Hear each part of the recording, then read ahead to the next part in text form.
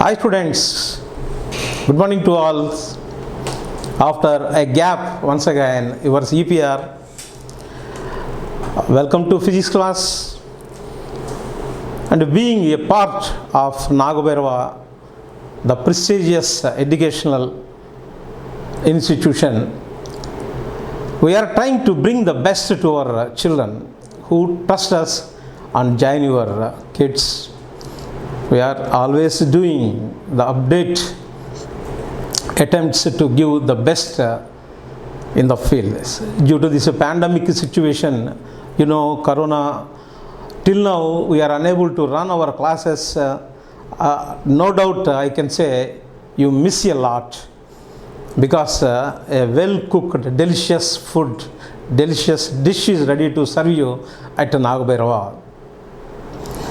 Still, our untiring effects of our team, all subjects, mathematics, physics, chemistry, as well as botany, zoology, we are ready with a very good preparation which gives high benefits to our students. Welcome to Nagabhairava. Now let us take the next chapter in the physics. Welcome to physics class. Today we are going to switch over to next chapter in physics. Very interesting, of course very important of mechanics part, which is nothing but Newton's laws of motion. Simply laws of motion. Due to the untiring efforts of the greatest personality in physics, Sir Newton, Isaac Newton, these were named as Newton's laws of motion. Right. So far, in the preceding chapters, we are concerned to study the motion of bodies quantitatively only. What do you mean by quantitatively? A body is in motion. Its velocity is something. The time of journey is given as something. What distance it can travel in the stipulated times? What is its final velocity? What is its acceleration? These are called quantitative things. We never question about which factor causes the motion of the body to move. This is called quantitative study. Coming to these quantitative study also, we need velocity for a body is moving with uniform motion. It means to study the uniform motion of a body, we need only one factor, that is velocity. Velocity. That means what is the velocity of a body?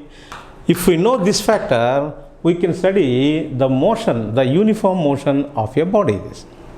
Whereas, to study the non-uniform motion of the body, we need one more term also, which is nothing but acceleration. This is acceleration of a body in addition to the previous. That means in addition to the velocity also this. Good. Now my question and our question is, what is the cause? Simply speaking, what governs the motion of the body? Try to understand. It's a beautiful question. When your body is in motion means immediately the next question is, which factor causes, which governs the motion of the body?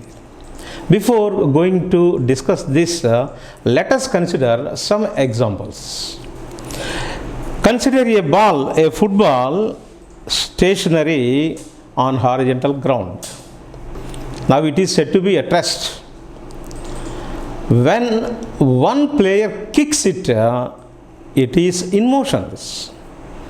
It comes into motion. Even wind, a blowing wind causes the leaves of a tree falling down. This. And the same factor, the wind causes a boat to sail.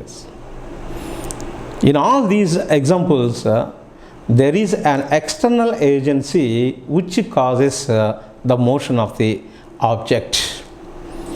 That means when the ball was kicked by the football player, the foot of the player comes into contact with the ball and which set the ball into motion, simply to move. The air winds causes the trees, the leaves fall down from the trees. The pushing air causes the boat to move. In all these cases, the external agency of force causes the stationary bodies to move. Same is the case when the body is in motion, opposed by force, simply they brought to rest. A rolling ball in the previous case on the horizontal ground comes to stop gradually due to the friction which opposes the motion of the body. Our next question is, in the previous cases, the force is directly in contact with the body. My next question is it necessary in all cases the force will in contact with the body? Is it essential the force to be in contact with the body in all cases? May not. Let us consider this example. When a ball is allowed to fall freely from the top of a tower, no force acts on that body. Observe carefully. When a ball is allowed to fall freely from the top of a tower, it acquires velocity, and time to time its velocity increases and hits the ground with maximum velocity. Here, which causes the body to acquire velocity? That is Earth's acceleration due to gravity. Simply, Earth's attractive force acts on it and pulls the body towards it with a certain force. Hence, it causes the increase in velocity. In this case, the so-called external agency of force is not contact with the body. Another example, simply take a magnet.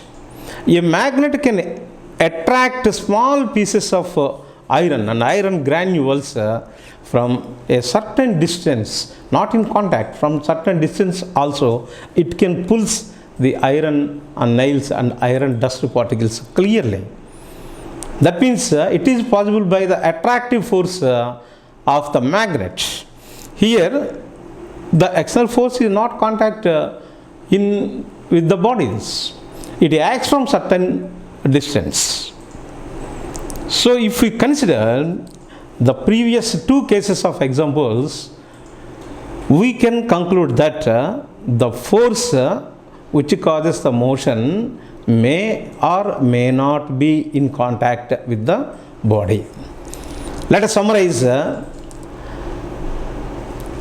For a stationary body or for a body moving in, for a body in motion, an external agency of force is essential to change its state. Shall I repeat once again? See, for a body which is at rest, it continues to be at rest only. For a body in motion, it likes to be continue in motion only until an external force acts on that body. Now, up to this, it's fine. Now our question is, this external force which may be in contact or may not be in contact is essential in all cases. Exclusively, the external force of agency is required to keep a body in motion also.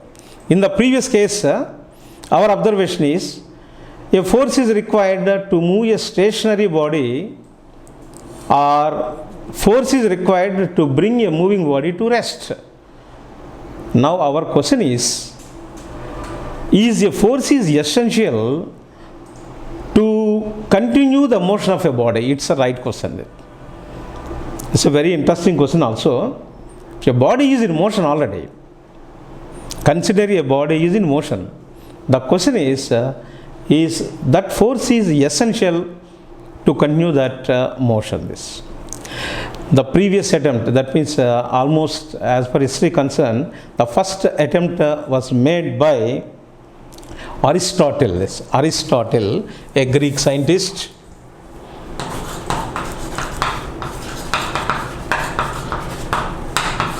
Aristotle before Christ, and we feel it's very funny, before Christ we are speaking about physics. That is the greatness of physics. All laws of motion and all branches of physics exist from last so many ages of years. The previous question is a force is essential to continue the motion? It appears to be very simple. Very simple. What is the question? Is external force is required to continue the motion of your body? Of course, it is a very interesting thing.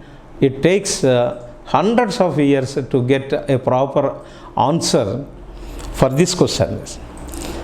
Hence, it is made by Aristotle. According to Aristotle, a force is essential to continue the motion of a body. Listen carefully.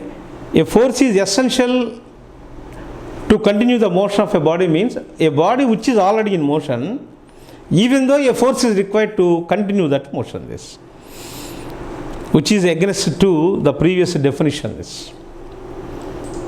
Let us consider this example. A bullet was fired from a gun. A bullet was fired from a gun, that means with some initial velocity. Now it is in motion. According to Aristotelian theory, the air behind the bullet pushes the bullet continuously, hence keep it in motion. I think you understood the concept. When an arrow was released from the bow with certain velocity, the arrow keeps moving with certain velocity. According to Aristotelian force theory, the air behind the arrow produces the necessary force to keep the body in motion, to keep the arrow in motion. Is it correct? Of course, you are right. It is not correct. It is misconcept. Later it was disproved. There is no such force to continue the motion of a body which is already in motion. That's why this is called the fallacy of Aristotle. This fallacy. This is called law of fallacy of Aristotle. According to this, what is the fallacy? What is the wrong in this concept?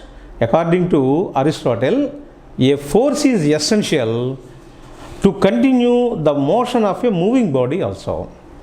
No force is required actually. It is a misconception. Later it was disproved by the new term scientist by name Galileo. By name Galileo.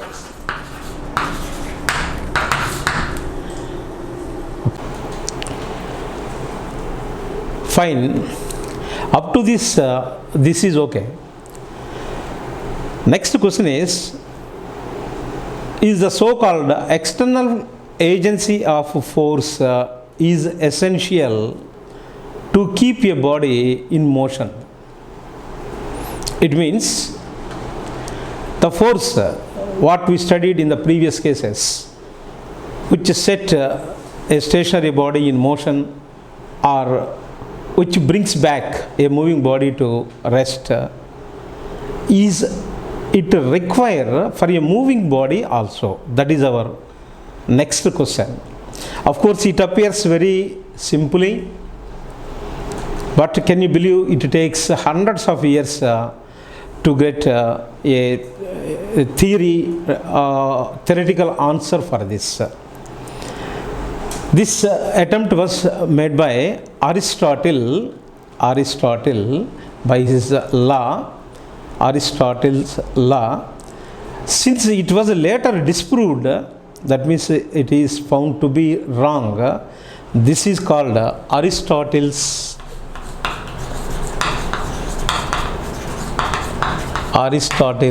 fallacies. Aristotle's fallacies. Why, sir? You may raise the question, why it's a law of fallacies? Even you know it is false, why? What is the need of studying this under the heading of law of fallacies? Because it's a basic of new inventions, new age inventions, which leads to very great discoveries. See, according to Aristotle, an external force is essential to keep your body in motion. See the difference between these two. When your body is at rest, a force is needed to keep it in motion. Same force is required to bring back a moving body to rest. Here it is a third question, it's a different case. Is a force is required to continue the motion of a body? As I said, it is not so simple as we are hearing. It needs a very logical thinking. A blunder mistake made by Aristotle is, according to Aristotle, a force is required to continue the motion of a moving body also. Moving body, let us see, what is that? If a bullet is fired from a gun, it delivers with a velocity and it continues to move. According to Aristotle, the very interesting and important thing is the force behind it, that means the air behind the bullet pushes the bullet from time to time and continues the motion of that bullet. Same is the case when arrow is released from a bow. The arrow is moving this. How it moves? According to Aristotle, the air behind the arrow pushes it. That means it applies force on the arrow to continue its motion. Let's consider one more example. A boy pulling a toy car with the help of a string on a horizontal floor. Once he pulls the car to start the motion, when the car is at rest, to start the motion, he applied some force. When it comes into force, need not apply the force on it, but he is pulling continuously. Why? This applied force is not using to continue the motion of the toy car, but it used to overcome the frictional forces which opposes the motion of the car. When the car is moving, the frictional force between the floor and the wheels of the car tries to stop the car. To overcome that frictional force, the boy is applying the force continuously, but in the absence of that frictional force, no need to apply the force continuously by the string. That means it is not correct to say a force is required to continue the motion of a body. That means no force is required to keep a body in motion which is already moving. This is under the title of Aristotle's fallacy. What is the Aristotle's law of fallacy? According to Aristotle, an external agency of force is essential It means an essential force is required to continue the motion of a moving body. Later it was disproved, hence this is called Aristotle's law of fallacy. This was identified by another generation scientist. He is none other than Galileo, and he established new concepts of mechanics by Galilean laws. He studied the motion of a body in three different cases. First is when a body is moving up an inclined plane. This is inclined plane. See, when a body is pushed up with a certain velocity onto an inclined plane, what happened? It's everyone's experience. When it is pushed up with a certain force, as it moves up gradually, the velocity of the body goes on decreasing. Finally, at the highest point, it comes to stop. Also this. And case 2, he studied the motion of the body in the downward direction also. This. That means when it is released from the top of an inclined plane, what happens? As it moves downwards, its velocity increases.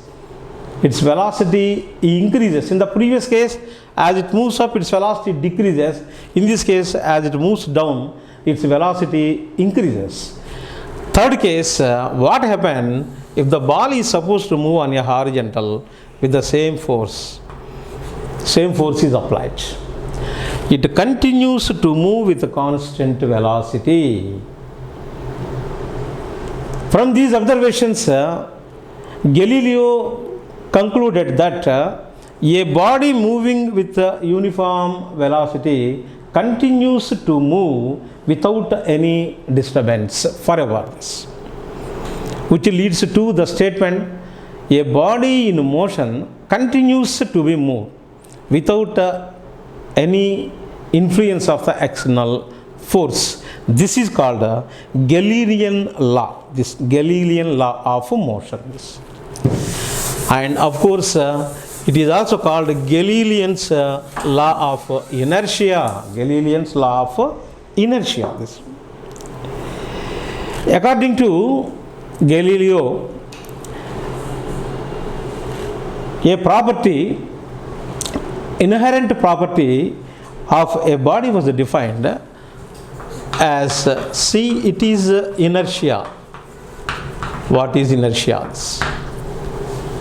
The inherent property of a body by virtue of which a body cannot change its state of rest or of its uniform motion is defined as inertia. Later, this definition becomes very useful in the study of next level of mechanics. Now, Galileo's revolutionary ideas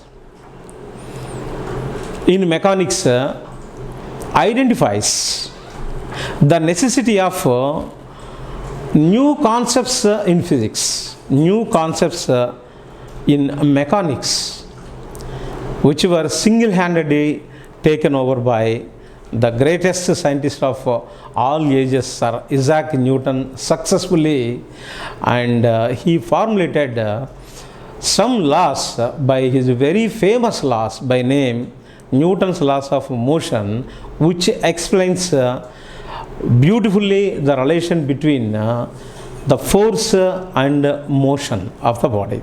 What is the impact of a force on the motion of the bodies by his Newton's laws of motion? By his laws of motions,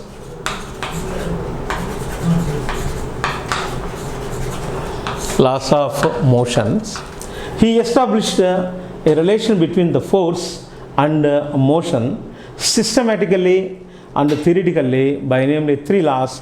Let us discuss the 3 laws. First law. First law. According to Newton's first law of motion, it is based on Galilean's law actually, which states that a body, everybody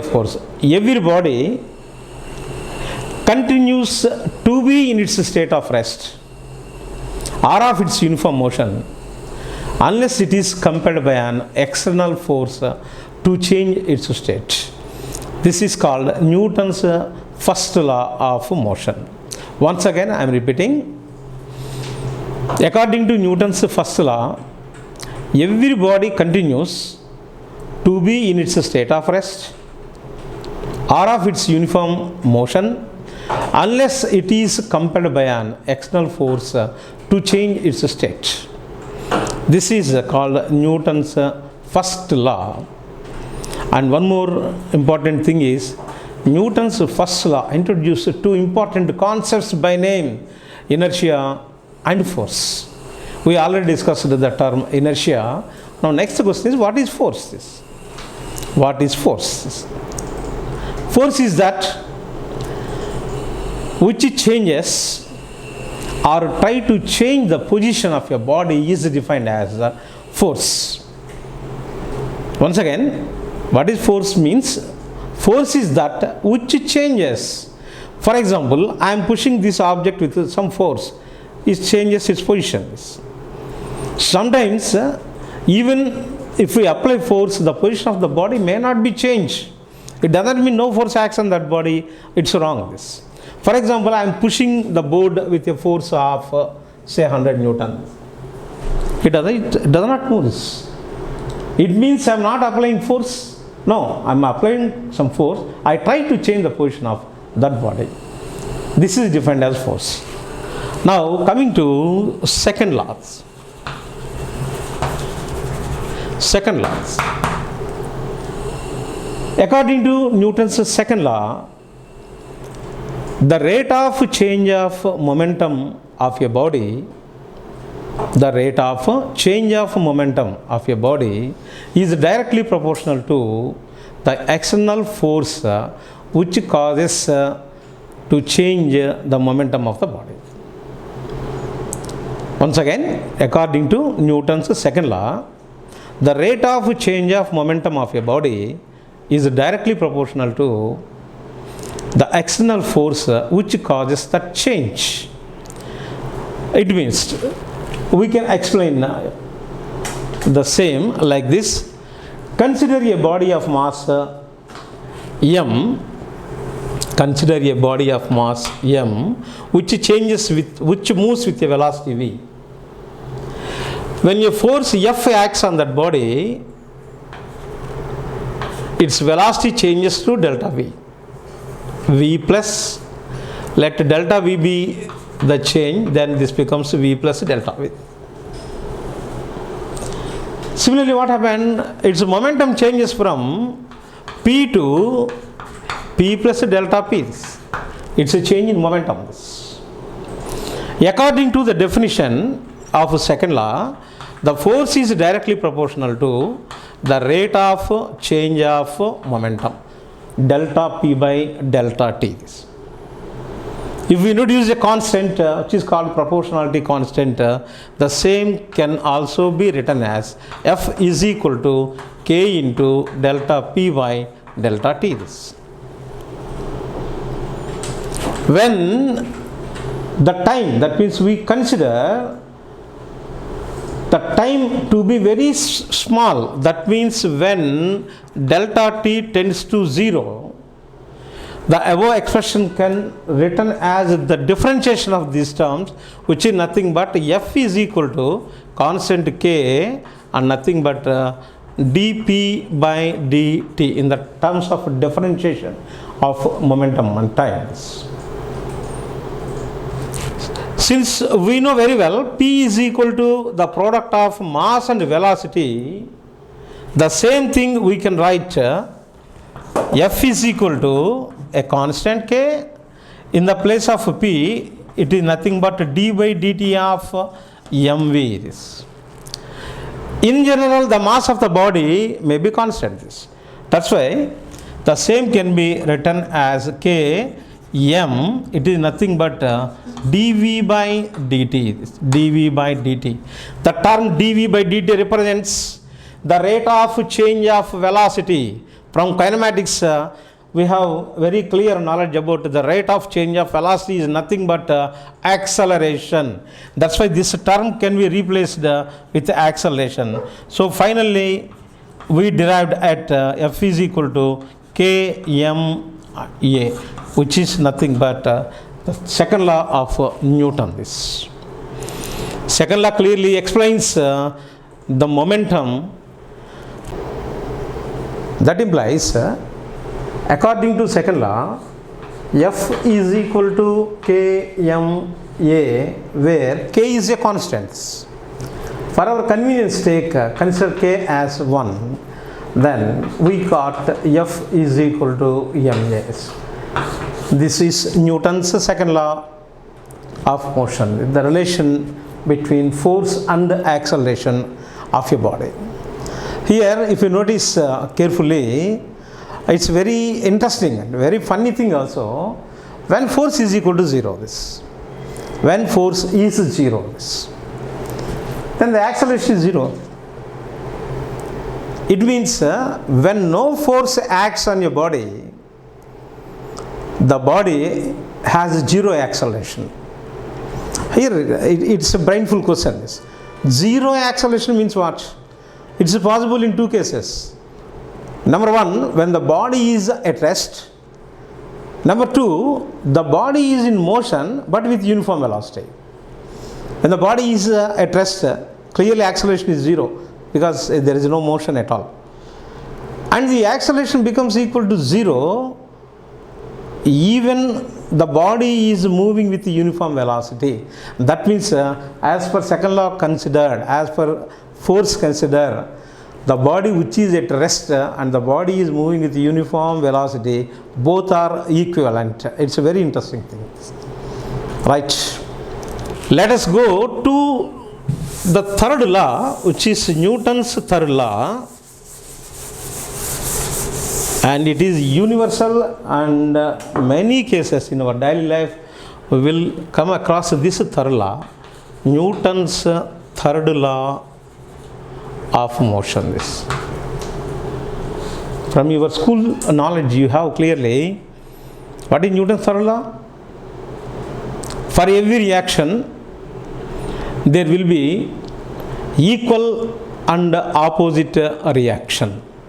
Once again, for every reaction there will be equal and opposite reaction. But very important thing is, keep in mind, action or reaction never acts on the same body. For example, if a body is kept on a horizontal table, its weight mg acts vertically downward, it acts on the table, it is reaction. The normal reaction acts by the horizontal table on this body vertically upwards, that is a reaction. Hence, according to Newton's third